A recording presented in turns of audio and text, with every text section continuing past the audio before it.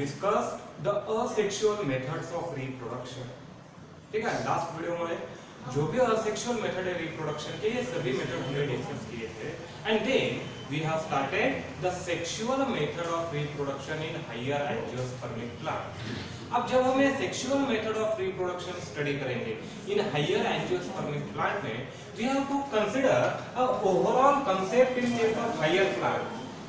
जितने भी higher plant हमारे पास है, the angiospermic plant, gymnospermic plant, we have a diploid sporophytic body, that is a diploid sporophyte.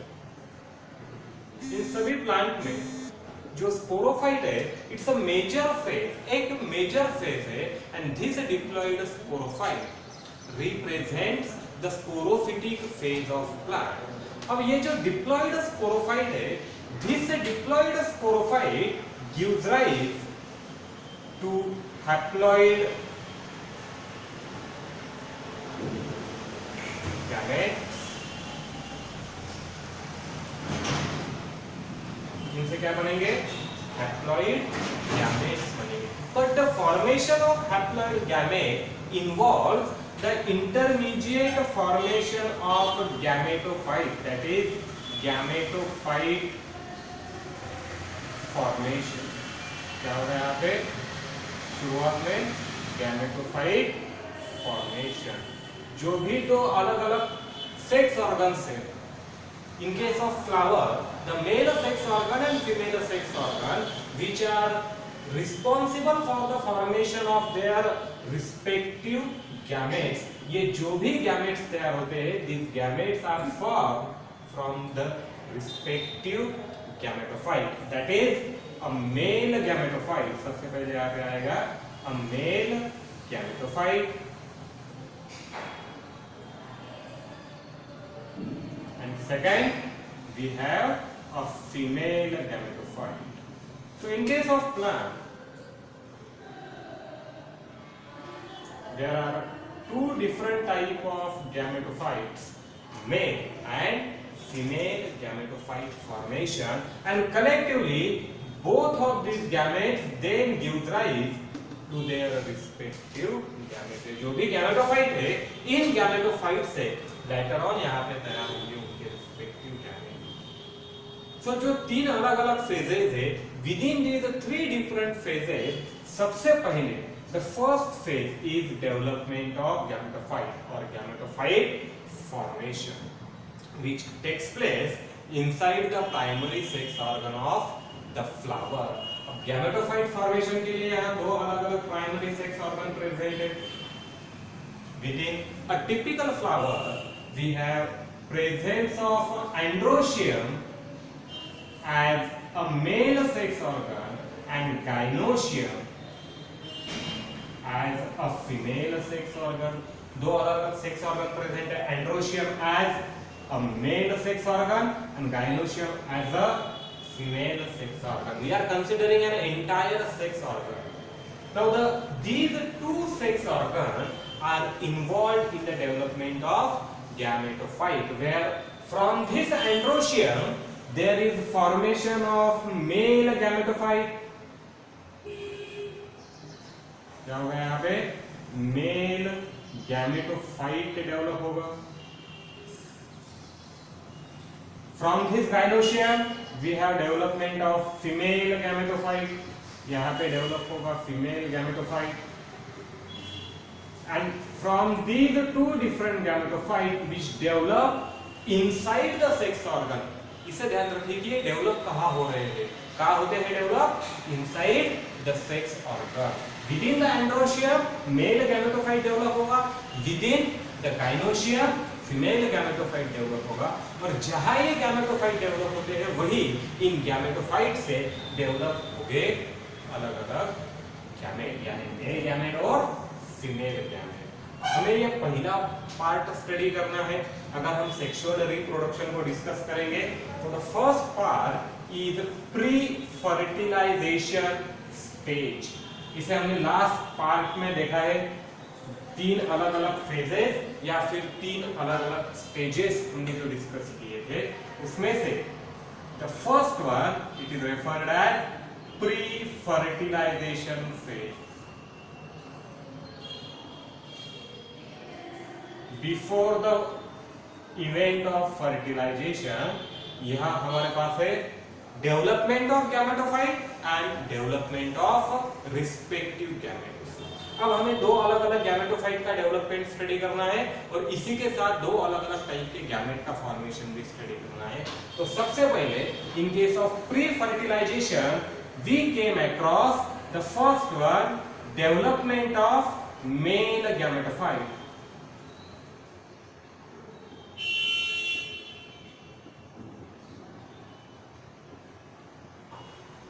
क्या देखेंगे हम सबसे पहले? Development of a male gametophyte. Male gametophyte किस तरह से डेवलप होता है और इसके बाद इस मेल गैमेटोफाइट से मेल गैमेट किस तरह से डेवलप होते हैं। So initially this male gametophyte अगर हम देखें, in case of plant it is referred as androecium. क्या कहेंगे हम इसे? It is represented as androecium, a collective name or also a male sex organ। साथ ही इसे क्या कहा जाता है? Also called as a male sex organ। Now in case of androecium, each androecium it is represented by the name of stamen। क्या कहा जाता है each androecium को? A single androecium it is called as stamen, where there are two different type of part within a single stamen। अगर हम एक single stamen consider करेंगे तो यहाँ दो अलग अलग पार्ट हमें दिखाई देते हैं। The stamen consists of two different type of part, where this upper part is known as anther and this lower part is called as filament। And this intermediate line present within the anther, now it is called as connective। So the structure of an anther is represented or the stamen is represented by somewhat this type। एक stamen का structure कुछ इस तरह से यहाँ पे describe किया जाएगा, इस टाइप से दिया जाएगा। ये अलग अलग पार्ट होते हैं। Now stamen, यहाँ पर दो जो पार्ट देखेंगे, इसमें से हमारे लिए मोस्ट इंपॉर्टेंट है anther। The most important part of a stamen is anther।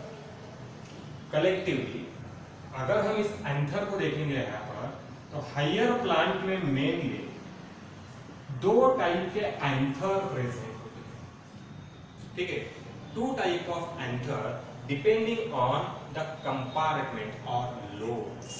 The first type of anther are called as monothecous anther। Second type of anther are referred as dithecous anther। Two different types, monothecous and dithecous anther। Now in case of monothecous anther, there is only one lobe, or has only one anther lobe। अगर कोई anther ऐसा है जहां पर सिर्फ एक lobe present है, here lobe is stand for compartment। Like here we can observe that there are two different type of compartment, it is referred as dithecous। There are two anther lobes। यहाँ पर anther lobes कितने हो गए? दो anther lobes present हो गए और यहाँ पर सिर्फ एक सिंगल एंथर लोब प्रेजेंट होगा। तो depending upon this type, in case of higher angiospermic plant and the gymnospermic plant, the anther, अब जिम्नोस्पर्म में तो एंथर प्रेजेंट नहीं होगा, mainly anther a part of flower, highly reduced structure जो arise होता है। This anther is of two type, monothecous containing only one anther lobe, dithecous considering or having two anther lobes। So within this anther there are presence of compartments। क्या present हो गए यहाँ पर? Compartments present हो गए। जितने compartment उतने क्या बनते हैं? लोब तैयार होते हैं। Depending upon the number of compartment there is presence of lobe. अगर किसी एंथर में सिर्फ एक सिंगल कंपार्टमेंट है तो उसे कहा जाएगा monothecous having a single anther lobe.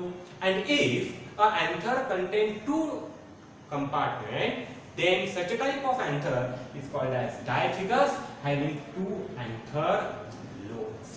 Now within each compartment, ये जो भी compartment है इस anther में या जो भी anther lobe है, each compartment or each anther lobe contain pollen sacs.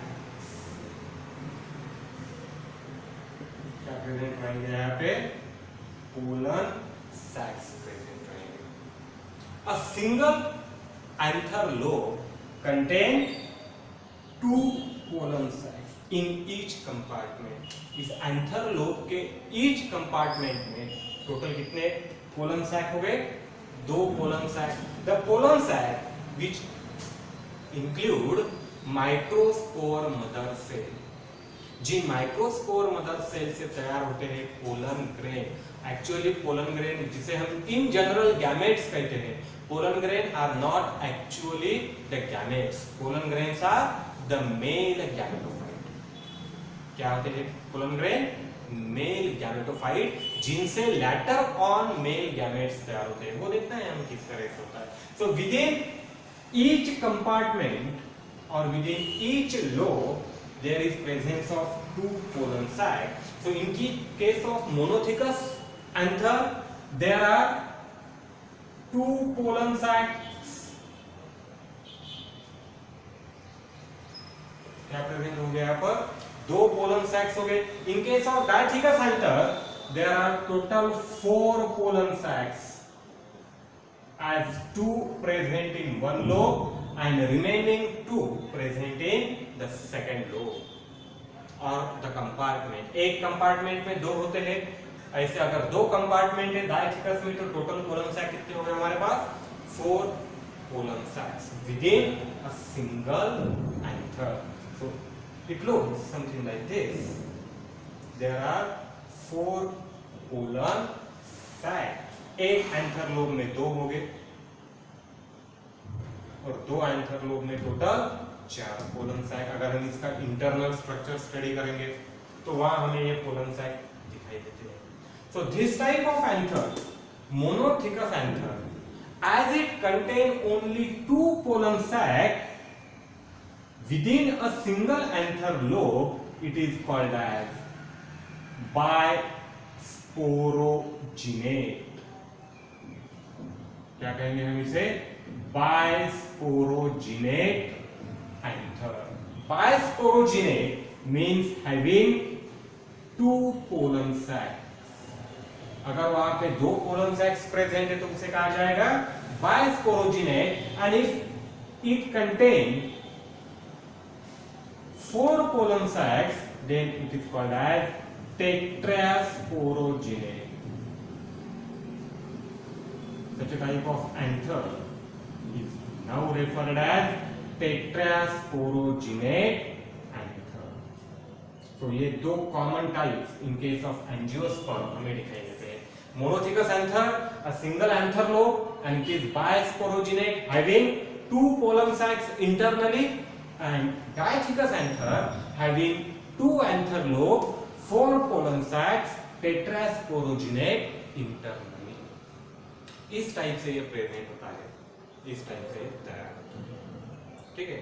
And now in case of anther अगर हम इसका जनरल स्ट्रक्चर देखें, एनाटॉमिकल फीचर देखें एंथर का, so anther is made up of only 2 part. Each anther ये सिर्फ 2 part से बना हुआ होता है. यहां पर पहले प्रेजेंट होते हैं anther wall which surround the anther. एक एंथर को externally as well as internally surround करने वाला anther wall. And second one sporogenate tissue.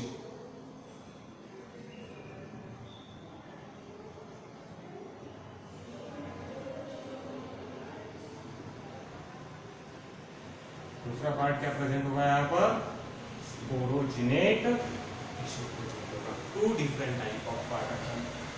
Structure को स्टडी करें एनाटॉमिकल फीचर और एनाटॉमिकल पॉइंट ऑफ व्यू से। पहला, आउटसाइड से प्रेजेंट आउटर साइड को कवर करने वाले anther wall and internally a स्पोरोजिनेट tissue और which is also called as sporogenous tissue.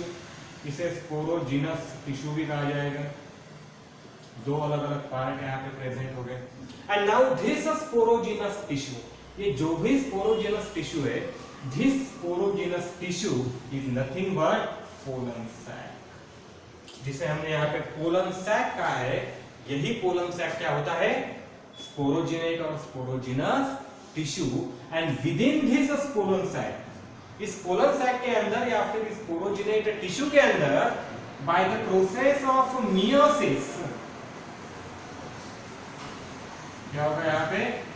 Process of meiosis, because this sporogenate tissue और sporogenate tissue is made up of microspore mother cell. इसके अंदर क्या present होगा? Microspore mother cells present और diploid microspore mother cell. Which type of microspore mother cell? Diploid microspore mother cell। और इनमें से हर एक diploid microspore mother cell undergo the process of meiotic cell division, and through meiosis from each diploid microspore mother cell within the sporogenate tissue, इस sporogenate tissue के अंदर या फिर स्पोरोजिनस टिश्यू के अंदर indirectly within the pollen sac, ये जो भी पोलन सैक है यही प्रेजेंट होगा वो स्पोरोजिनस टिश्यू। यहाँ पे प्रेजेंट रहने वाले हर डिप्लॉयड सेल में मियोसिस होगा, और जब ये मियोटिकली डिवाइड होता है, by means of meiosis it will produce 4 haploid microspore. क्या तरह हो गया यहाँ पर? 4 haploid microspores which are generally referred as pollen grain। क्या कहते हैं हम इसे? जनरली pollen grains कहते हैं। Pollen grains are not actually the male gamete. These pollen grains are referred as the male gametophyte। क्या है ये? तो सिर्फ मेल गैमेटोफाइट से। इन जनरल इसे रेफर करने के लिए हम जनरली पोलन ग्रेन को मेल गैमेट कहते हैं, but pollen grains are not actually the male gamete. Pollen grains are male gametophyte. इनके बाद during the process of fertilization, fertilization के बाद इस पोलन ग्रेन से मेल गैमेट तैयार होते हैं, मेल गैमेट जर्मिनेट होते हैं, वो हम बाद में देखेंगे। तो इतना पार्ट हमने देखा है। तो अभी हम इस एंथर को स्टडी करेंगे, ठीक है? इतना पार्ट क्लियर हो गया एंथर का। मोनोथिकस एंड डाइथिकस एंथर क्या प्रेजेंट होता है? Anther wall and sporogenate tissue present होते हैं। Later on, now we have to study the tears of anther। ये तो एक मेल गैमेटोफाइट की एक जनरल इंफॉर्मेशन लिया है यहाँ पर हमने।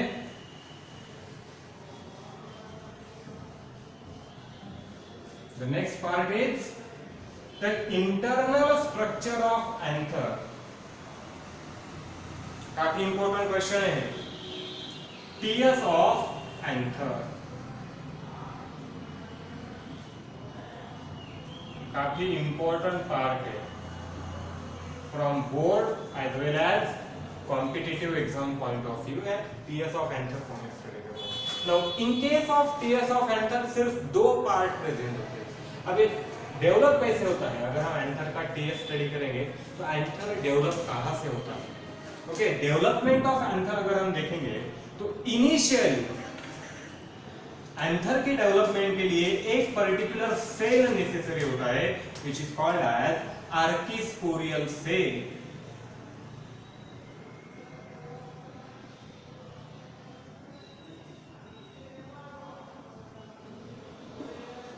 Okay, कोणते cells? Archisporial cells। So these archisporial cells present in immature anther।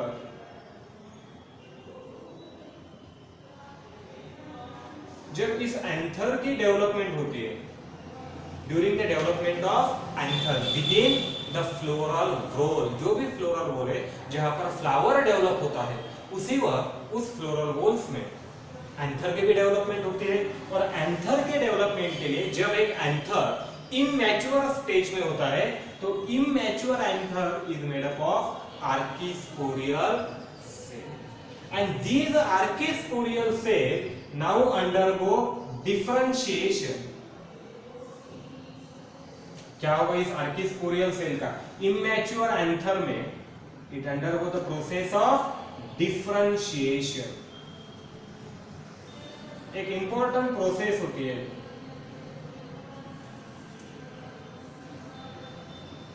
Process of differentiation, development से related, development of differentiation. This archesporial cell immature condition में जो आर्किस्पोरियल टिश्यू होगा वहां पर by the process of differentiation produces mature anther। क्या तैयार होगा इससे? मैच्योर एंथर तैयार होगा। और ये जो मैच्योर एंथर तैयार होने के प्रोसेस है वहां पर इस प्रोसेस के दरमियान each archesporial cell differentiate to produce two type of cell.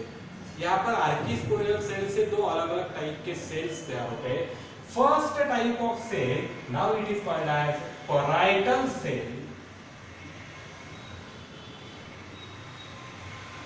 and second type of cell is referred as sporogenous cell।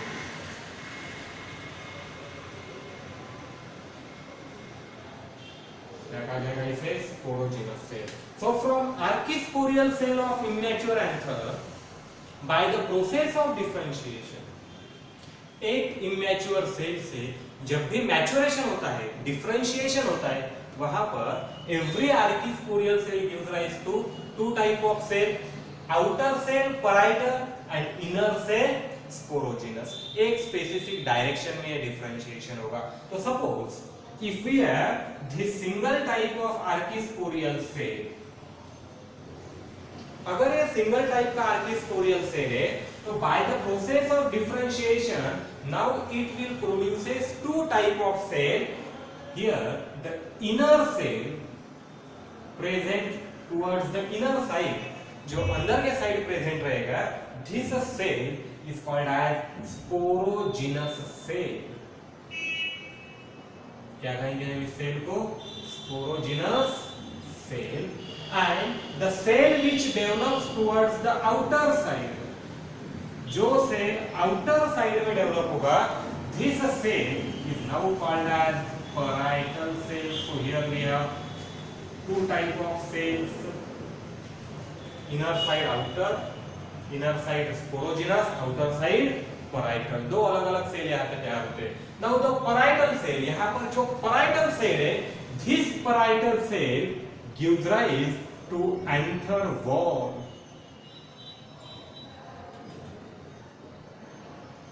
parietal cell से क्या तैयार होगा?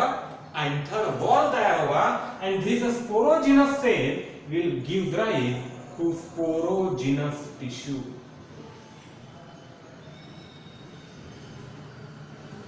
इससे क्या बनेगा? sporogenous tissue बनेगा और indirectly it will give rise to the pollen sac। क्या बनेगा इससे? यहाँ पर pollen sac बनेगा। अब ये जो आर्किस्पोरियल सेल है, ये आर्किस्पोरियल सेल आता कहां से? ये आर्किस्पोरियल सेल यहाँ पर हमने जो दिखाया है,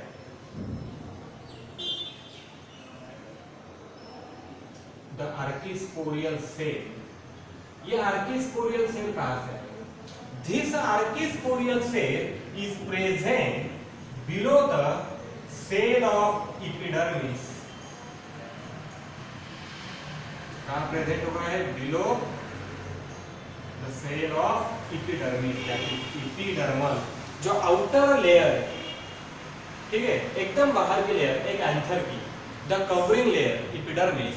इस epidermis के अंदर प्रेजेंट रहने वाली लेयर को कहेंगे हम हाइपोडर्मिस। epidermis के अंदर क्या प्रेजेंट रहेगा? hypodermis. So archisporial cell are actually hypodermal cell. क्या होंगे ये सभी? Hypodermal cells. The hypodermal cells of immature anther. Immature anther में जहां बाहर के साइड प्रेजेंट होता है epidermis और अंदर के साइड प्रेजेंट होगा ये hypodermis.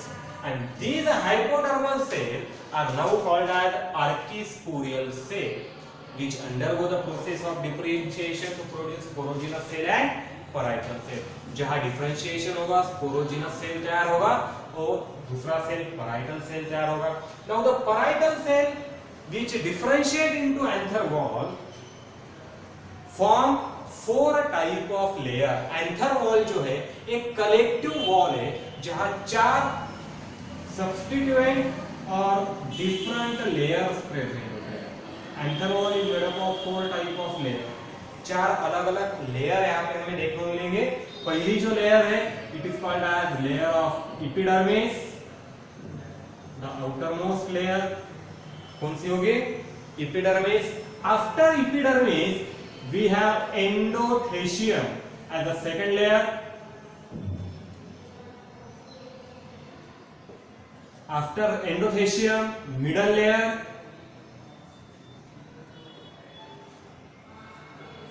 and innermost layer of tapetum. 4 अलग अलग लेयर से बना होगा हमारा ये collective anther wall. Anther wall यानी बस एक सिंगल लेयर नहीं है. एंथर वॉल एक कॉम्बिनेशन है, एक कलेक्टिव टर्म यूज की जाती है इन 4 अलग अलग लेयर्स को डिटरमाइन करने के लिए या डिनोट करने के लिए. पहली लेयर यहाँ पर अगर हम देखें तो this epidermis is outermost,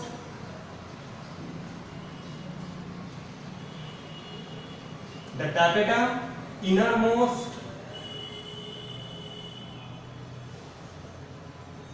while endothelium and middle layers present in the middle portion of anther. anther के मिडल पोर्शन में ये सभी लेयर प्रेजेंट होंगे. हम इसे डायग्रामेटिकली भी देखेंगे, डायग्रामेटिकली भी समझेंगे. तो सबसे पहले ये देखिए कि जो parietal cell, the outer cell, this parietal cell differentiate into anther wall. इसी एक parietal cell से by the process of differentiation ये 4 अलग अलग लेयर्स तैयार होंगे. सबसे बाहरी लेयर एपिडर्मिस की, उसके बाद एंडोथेशियम की, then we have middle layer and innermost layer of tapetum, and just below the tapetum, tapetum के बाद डायरेक्टली क्या प्रेजेंट रहेगा? Sporogenous tissue, that is human cell.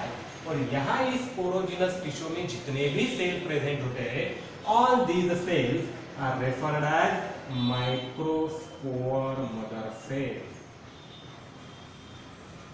क्या कहेंगे हम इसे? microspore mother cell. in short MMC. in short में क्या डिनोट करते हैं इसे? MMC, microspore mother cells. ठीक है, आगे समझो कैसा होता है ये, क्या क्या फॉर्मेशन है. सबसे पहले we have this archesporial cell. Archesporial cell कहां से आता है? द हाइपोडर्मल सेल और सब एपिडर्मल सेल, दोनों वर्ड यूज कर सकेंगे हम इसे आप हाइपोडर्मल सेल कह लीजिए या फिर सब एपिडर्मल सेल भी कह लीजिए. मीनिंग है क्या होगा? तो दिस हाइपोडर्मल सेल और sub epidermal cell present in immature anther. इसका होगा डिफरेंशिएशन और डिफरेंशिएशन के बाद क्या तैयार होता है हमारे पास? मैच्योर एंथर तैयार होता है. लेकिन डिफरेंशिएशन किस तरह से होगा? ये जो हाइपोडर्मल सेल है प्रेजेंट बिलो द एपिडर्मिस, 2 अलग-अलग टाइप के सेल. जहां जो इनर सेल है अंदर के डायरेक्शन में तैयार होगा, it will germinate and get differentiate to produce sporogenous tissue, जिसे हम कहते हैं पोलन सैक, जहां पर पोलन ग्रेन तैयार होते हैं by the process of meiosis occurring inside microspore mother cell. And second type parietal cell, बाहर के साइड में प्रेजेंट रहने वाला cell parietal cell, which undergo the process of differentiation to form 4 different type of layer. 4 अलग-अलग layer मिलेंगे. outermost layer epidermis, then endothelium, subepidermal, then middle layer, सबसे last में tapetum which remain in direct contact with sporogenous tissue और the polar side। अब इसे हम diagrammatically समझेंगे। ये तो हमने थ्योरेटिकल देखा है क्या है।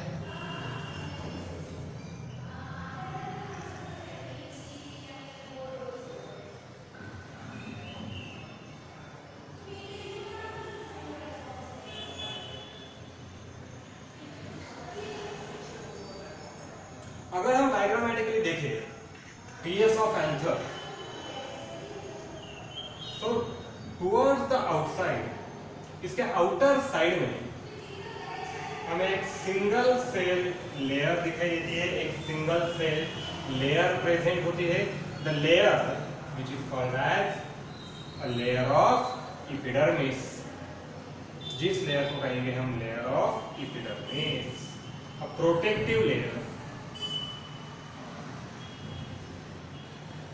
क्या होता है ये epidermis? Is a type of protective layer made up of elongated cells which are compactly arranged। अब एनाटॉमिकल फीचर जो है, हमने लास्ट टाइम 11th स्टैंडर्ड में जो यूनिट स्टडी किया था वहां पर इस टाइप के डायग्राम्स काफी सारे देखे हैं।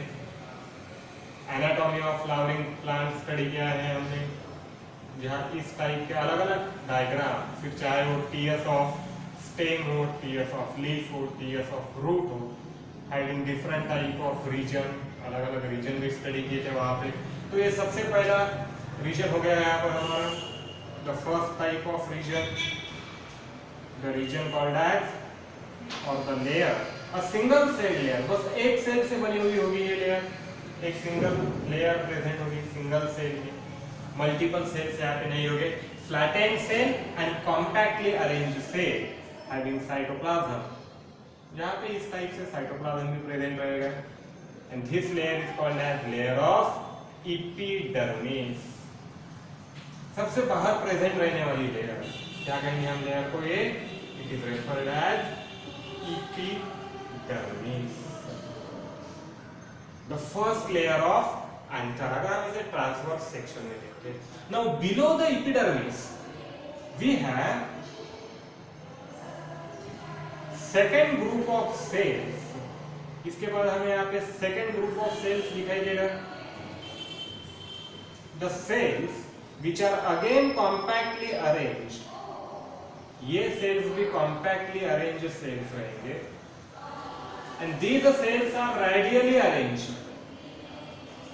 The flattened cells may be depending upon the type of plant, in a general 2 to 3 layers or in some cases only one layer is present। अलग अलग प्लांट में अलग अलग टाइप के लेयर्स प्रेजेंट होते हैं। कुछ प्लांट्स में ये जो सेकंड लेयर हम यहाँ दिखाई ड्रॉ कर रहे हैं, सब एपिडर्मल लेयर, किसी प्लांट में 2 लेयर हो गए। In few type of species उस एंथर में सिर्फ 1 लेयर होगा, कहाँ पर हमें 3 लेयर्स दिखाई देते हैं। तो यहाँ पे डिफरेंशिएशन प्रेजेंट है, डाइवर्जेंस प्रेजेंट है, like this one. We have this second type of layer, ये यहाँ पे हमारी सेकंड की सेल्स की लेयर बन जाएगी, and this second cellular layer is now called as endothecium. क्या कहेंगे इस सेकंड लेयर को हम? Layer of endothecium.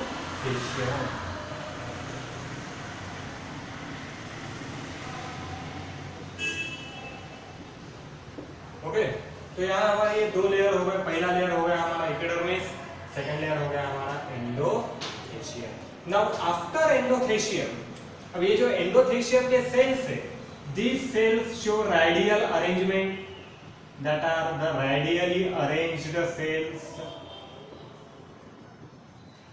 कैसे होंगे ये? radially arranged and also having cross thickenings of their cell walls। इनके जो सेल वॉल यहाँ पे दिखाई देते हैं, यहाँ पर इंटरकनेक्शन प्रेजेंट होता है here we have presence of thickening, इस टाइप से थिकनिंग प्रेजेंट होगा, थिकन सेल वॉल्स प्रेजेंट रहेंगे, समथिंग लाइक दिस। तो here also the intercellular spaces are totally absent. यहाँ पर भी जो भी इंटरसेल्युलर स्पेसेस है ये पूरी तरह से एब्सेंट है, कॉम्पैक्टली अरेंज है, और क्रॉस लाइनिंग भी यहाँ पे प्रेजेंट है जहाँ या सेल एक दूसरे के साथ कांटेक्ट में है। Now below the endothecium we have second layer. Endothecium के बाद यहाँ पर प्रेजेंट हुई हमारी second layer of cell. Now these are very small cells present in 2 to 3 layers. इन सेल्स की यहाँ पर 2 से 3 लेयर प्रेजेंट होगी in general. The thin cells with thin wall, काफी small cells हो गए having thin cell wall as compared to the other cells। ये जो बाकी के cells है, अगर इन बाकी cells के साथ कंपेयर किया जाए इन्हें, तो इनके जो cell wall है, the cell walls are thin।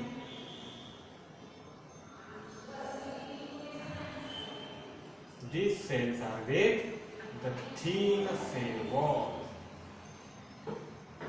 कुछ इस टाइप से ये सेल्स यहाँ पर हमें दिखाई देंगे, generally present in 2 to 3 layer, 2 से 3 लेयर यहाँ पर भी प्रेजेंट होती है।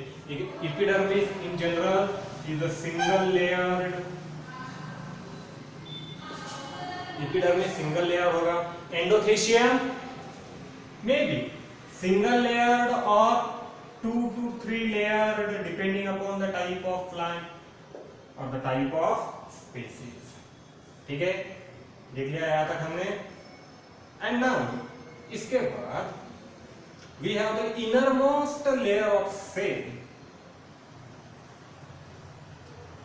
the cells which are flattened and radially arranged। Again ये सेल्स भी फ्लैटेन रहेंगे और रेडियली अरेंज रहेंगे, arrange in the form of ring, एक रिंग शेप में अरेंज रहेंगे ये सेल कुछ इस तरह से।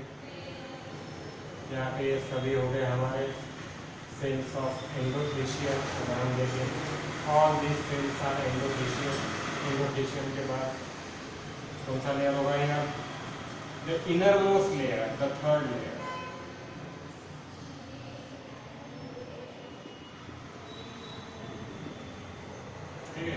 अब ये जो भी सेल हमें यहाँ पे दिखाई देते हैं, the cells of middle layer, कौन से सेल्स है ये, cells of middle layer. These are thin walled cells. कैसे है ये, थिन वॉल्ड सेल्स। और सबसे आखिरी में यहाँ पे प्रेजेंट है layer of tapetum। So we have these 4 different type of layers of cancer wall, starting with the epidermis, then the endothelium, then the middle layer, and the last tapetum। ये चारों के चारों क्या हो गए, कलेक्टिव एंथर वॉल हो गए। The tapetum again flattened tubular cells, ऐसे है ये flattened tubular cells, radially arranged है। and now inside this particular tapetum a group of specialized diploid cells are present। अब tapetum के अंदर जो भी टिश्यू प्रेजेंट होगा, ग्रुप ऑफ सेल्स प्रेजेंट होगा। These particular cells are located inside the tapetum,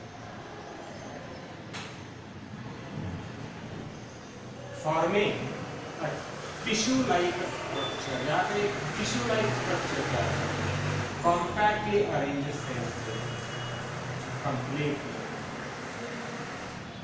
This particular tissue-like, multiple cells present हो गए यहाँ पे, like this one।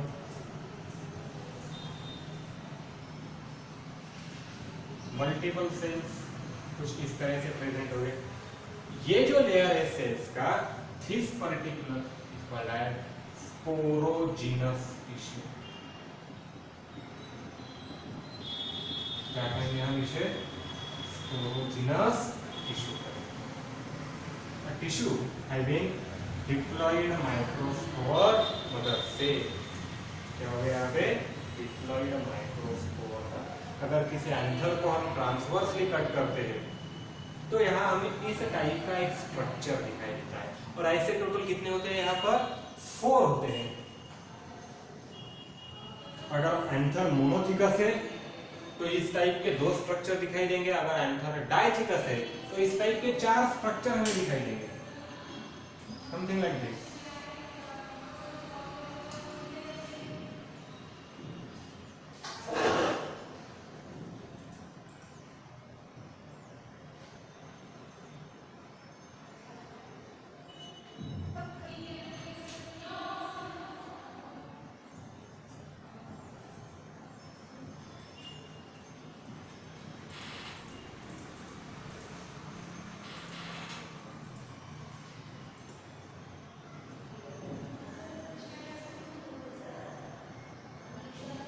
This type of arrangement,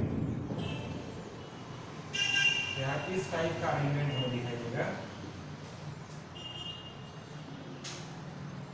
Inside the anther to give rise the anther lobe, जहाँ anther lobes तैयार होंगे।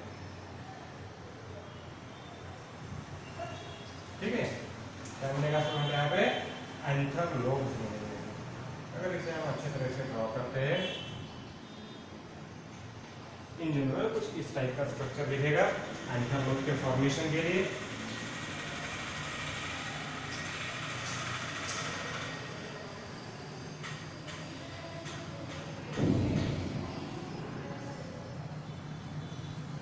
ये जो भी आउटलाइन है, it represent the first layer that is epidermis.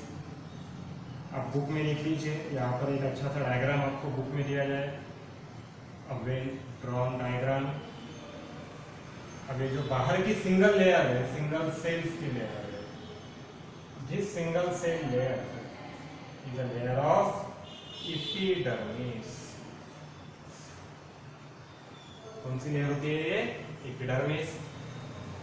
Here somewhere we have the presence of connective and here there are 4 different structure which are called as colon sac। यहाँ पर ये 4 अलग अलग स्ट्रक्चर प्रेजेंट हुए एक anther में, जिसे कहा जाएगा colon sac, and within this colon sac it is externally covered by tapetum।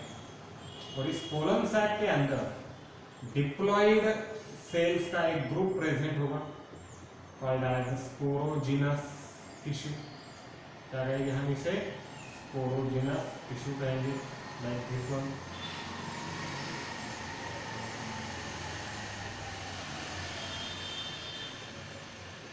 अब ये जो डायग्राम है टेट्रा स्पोरोजिनेट एंथर का डायग्राम है, इसी तरह यहाँ पर भी प्रेजेंट हो गए ग्रुप ऑफ सेल्स। अब अगर हम इसे अच्छे तरह से देखें तो we have the outermost layer of epidermis